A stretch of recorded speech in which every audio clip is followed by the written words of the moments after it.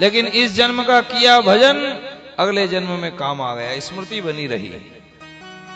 अब अन्य मृगों से दूर रहते, एकादशी का उपवास करते, गिरे हुए तृण पत्र ग्रहण कर लेते। एक बार दावाग्नि लगी वन में, सो उसी में जल करके देह का परित्याग कर दिया। तीसरे जन्म में आंगिरस ब्राह्मण, आंगिरस गोत्र में ब्राह्मण के कुल में जन्म लिया। माता पिता ने पढ़ाने का खूब प्रयास किया, भरत जी पढ़े लिखे नहीं। कहा 2 जन्म बिगड़ गए पढ़ाई के चक्कर में। कुछ काल बाद में माता पिता का देहावसान हो गया।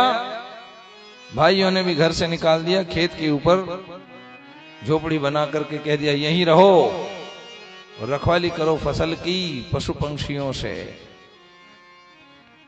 भरत पशु पंछियों को भगाते नहीं, बुला करके कहते राम जी की चिड़िया, राम जी का खेत, खा लो चिड़िया भर भर पेट। भगाया नहीं किसी को, सारी फसल चौपट हो गई। भाइयों ने आकर के देखा, अरे भाई क्या किया? कहा भैया सब में राम है। भाइयों ने भगा दिया। भरत अपनी मस्ती में डोलते फिर रहे हैं।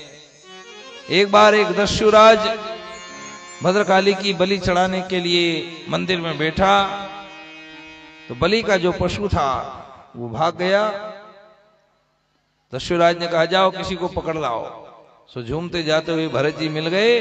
भरत जी को ले जाकर के बिठा दिया भद्रकाली के सामने, खूब खिलाए पिलाए, स्नान कराया, भद्रकाली के सामने बिठाया। भैया बैठ जाओ। भरत जी तो बैठ गए।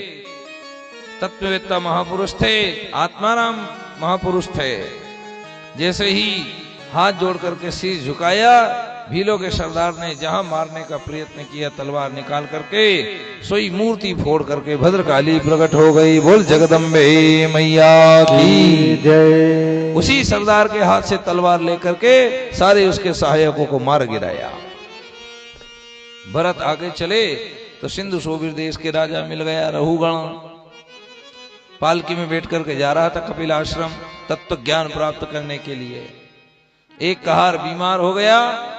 सो रहुगण बोला किसी को भी पकड़ लाओ, हम तो सिंधु सोबिर देश के राजा है, अब ये तो सब प्रजा है हमारी, किसी को भी लगा दो। और कोई तो मिला नहीं, भरत जी मिल गए। चलो भाई राजा साहब की पालकी में लगना। भरत जी ने कहा जोई राम सोई राम, चलो लग जाएंगे। पालकी में लग गए भरत जी। अब भरत जी तो तत्ववेत्ता महापुरुष सब में परब्रह्म का दर्शन करते।